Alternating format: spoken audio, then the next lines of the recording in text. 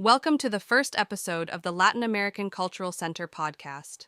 We bring you a pleasant conversation in the voices of Ali and La Violeta about the book Open Veins of Latin America by Eduardo Galeano, a text that draws very well the yesterday and today of Latin American reality. Let's get started.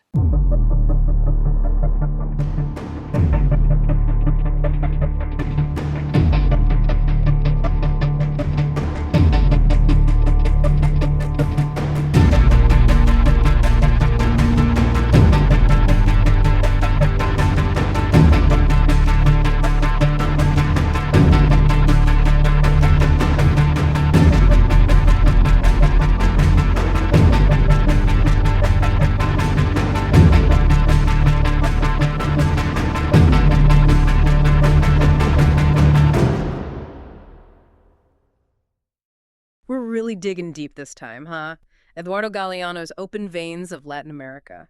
Dense, but man, important. If you want to even start to get a grip on, well, a lot of things, actually. It's one of those books that feels, unfortunately, more relevant every year.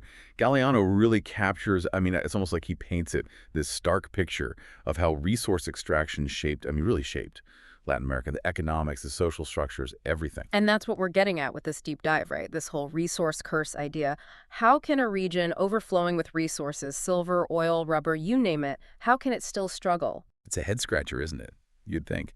But here's the thing, right? From the get-go, from Columbus onward, the Americas were seen as this source of wealth.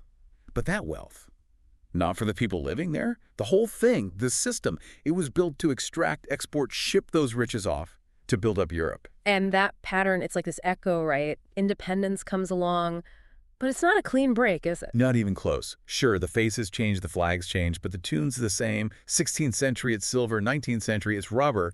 But that control, who benefits, who calls the shots, that stays the same.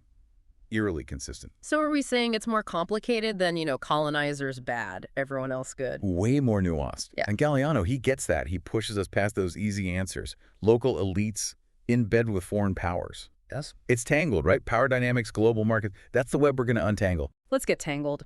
Galeano starts with Potosi, right? The silver mines, brutal. He throws out a number, 8 million indigenous deaths. Just how is that even possible? It's almost unfathomable. The Mita system forced labor, basically worked people to death. And it wasn't some accident. It was the system. And all that silver, I'm guessing it wasn't building schools in Bolivia, right? Where was it going? You guessed it. Straight into the resource curse textbook. Spain gets rich, the average Bolivian.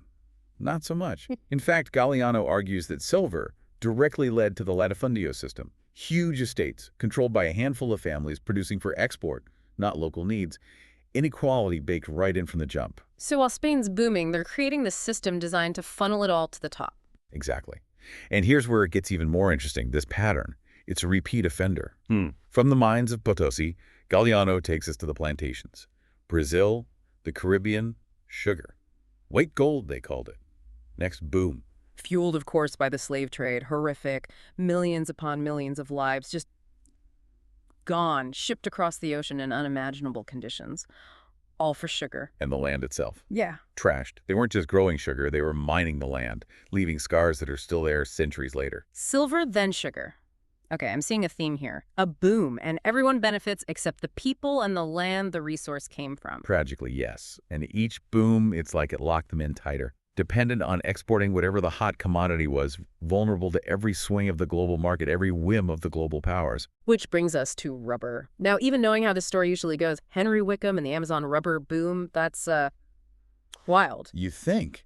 It's almost unbelievable. This guy, Wickham, British explorer, manages to smuggle out, get this, 70,000 rubber tree seeds. 70,000, how? $1 million question. Those seeds end up in British colonies in Asia. Right. Cultivation on a massive scale. And bam, Brazil's monopoly. Gone. Poof. Overnight. Decades of dominance, all because someone got really good at seed smuggling. Talk about fragility. And for the indigenous communities who depended on rubber tapping, Yeah. disaster. Utter disaster. The resource curse strikes again. Galeano also talks about coffee in Central America. Same song, different crop. Sadly, yeah. Coffee plantations pop up, a lot of times on land, just taken from indigenous communities. Same issues, different packaging, awful working conditions, foreign companies calling the shots, United Fruit Company, anyone. The term banana republic comes from this, by the way. Which, for anyone who doesn't know, not a compliment. Not even a little bit. It's a country totally at the mercy of one single export. And who's in control? Foreign companies, local elites? Same story, different century. So we're seeing the connections, this resource extraction, economies that can't diversify, the inequality, foreign powers pulling strings. It all ties together, doesn't it? Absolutely. And it's within that whole mess that countries are trying to break free. Galeano points to some really interesting cases, particularly Paraguay, under Francia and the Lopez dynasties. They gave it a real shot, tried to do things differently. And how'd that go for them? At first, surprisingly well. They push industrialization, education becomes a priority, no taking the easy way out with foreign loans. For a while there, it looked like they might actually escape the curse. But then, the War of the Triple Alliance. They get caught in the middle, and, well, it's not pretty. Spoiler alert, Yeah. not good for Paraguay. Heartbreaking, actually. And it shows you it's not just about wanting to be independent, right? Regional power, how that gets used to keep everyone in line. That's a whole other layer of complexity. Yeah, it really makes you think, like, how is any country supposed to break free, right? But it wasn't just brute force. Galeano, he gets into, like, the money side of it. How these countries got trapped financially, too. The old friendly loan that turns out to be, not so friendly. History's full of those, right? Suez Canal, anyone. Exactly. And Galeano traces that pattern in Latin America, too. British loans, especially in the 19th century. But they weren't just handing out cash, were they? There were strings, usually tied to infrastructure, railroads specifically. Railroads, though. On paper, that sounds good, right? Connecting a country, boosting trade, what's the problem? Sure, in theory, railroads can be great. But Galeano, his argument, right, is that these weren't built for that. They were built for the investors, for the whole export model we've been talking about. So picture this. Instead of linking up within a country, connecting regions, these railroads are like pipelines, funneling raw materials out to the ports, straight to Europe. So even the physical infrastructure was set up to keep these economies churning out raw materials, feeding the beast, so to speak. It's kind of perfect, right? In a messed up way, of course. Shows you how deep this all went. And then, well, we hit the 20th century and there's a new player on the field, United States. Because empires, they got to share eventually, or at least pass the baton of economic dominance. What's Galeano's take on the U.S. entering the picture? Oh, he doesn't hold back. He calls out this hypocrisy, right? The U.S., all about open markets, free trade, in Latin America, of course. While back home, they're playing by a whole different set of rules, protecting their own industries. Do as I say, not as I do. Classic. Seems to be in the Empire Handbook, right? Page 1. Right. Never gets old. And even when some Latin American countries tried to shift, diversify a bit, import substitution, industrialization, big words, but basically trying to make stuff themselves instead of importing it all, the U.S. didn't always love that. We're talking Perón in Argentina, Goulart in Brazil, right? Trying to chart their own course, and suddenly, boom, U.S.-backed coup. Exactly. Makes you think, it's not just economics, it's politics. Control the money, control the power. And sure, we might not see as many coups these days, but that underlying dynamic, still there, just sneakier maybe. Which brings us to today. Galeano's writing about the past, but wants us to connect the dots, right? See how this all plays out in the 21st century. What's different? What's still the same? Well, he'd say a lot's still the same, unfortunately. Foreign companies, still running the show in a lot of key industries. Mining, agriculture, even the newer stuff, tech. And even when there is tech transfer, knowledge sharing, it often creates new dependencies. Reliance on foreign expertise, equipment, the whole shebang. And then there's trade.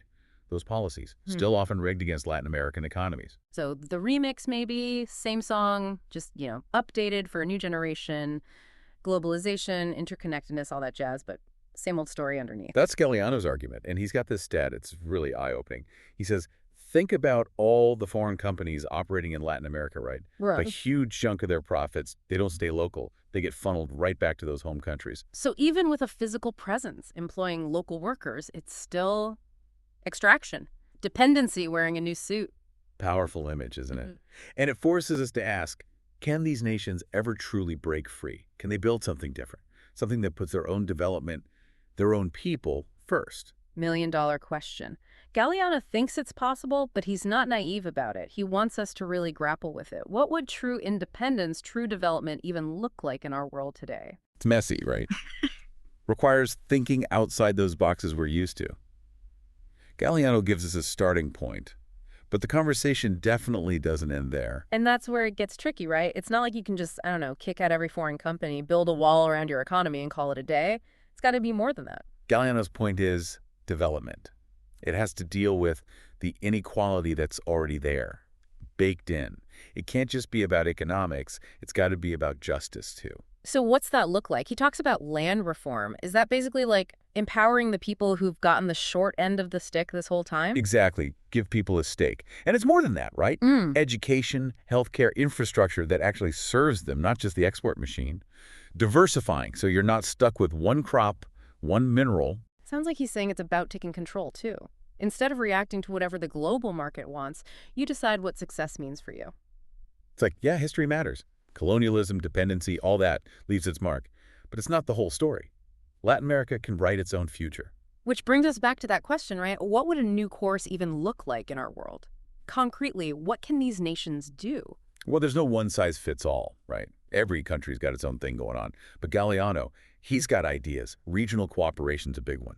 Latin American countries working together, trade that's actually fair, sharing knowledge, technology, presenting a united front. To strengthen numbers. Exactly. And he wants us to think bigger, too. Not just capitalism, not just the Soviet model, but something else. Something that puts people, the planet, on equal footing with profits. So big systemic stuff. But was there anything, like, smaller scale that gave him hope? Oh, absolutely. He loved grassroots movements. People, everyday people, demanding change. Indigenous communities fighting for their land, their cultures. Workers fighting for fair treatment. That's where he saw the real energy. So yeah, policy matters, but it's about shifting power, giving it back to the people who've been denied it for, well, centuries. That's the heart of it, I think. It's not easy, not fast.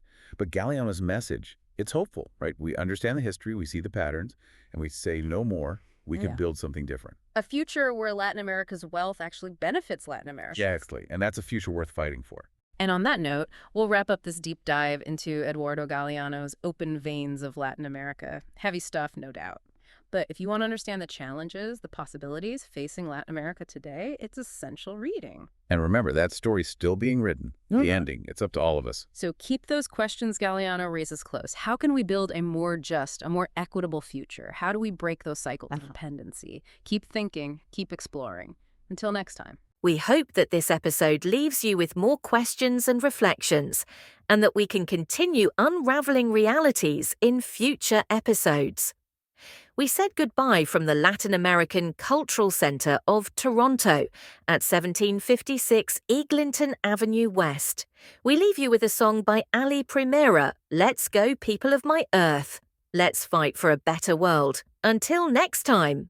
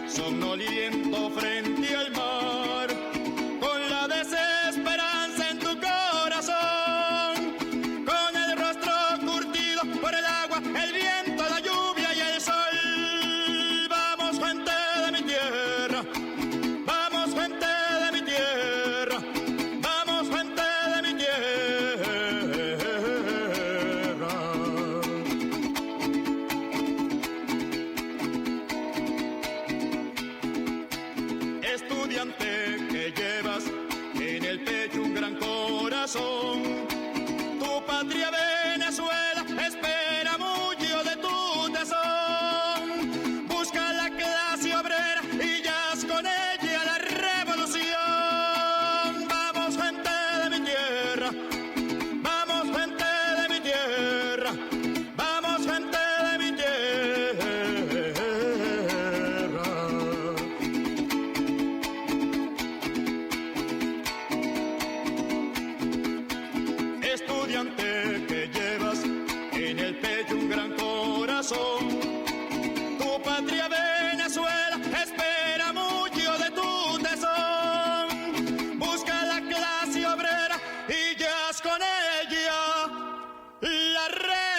exploitation.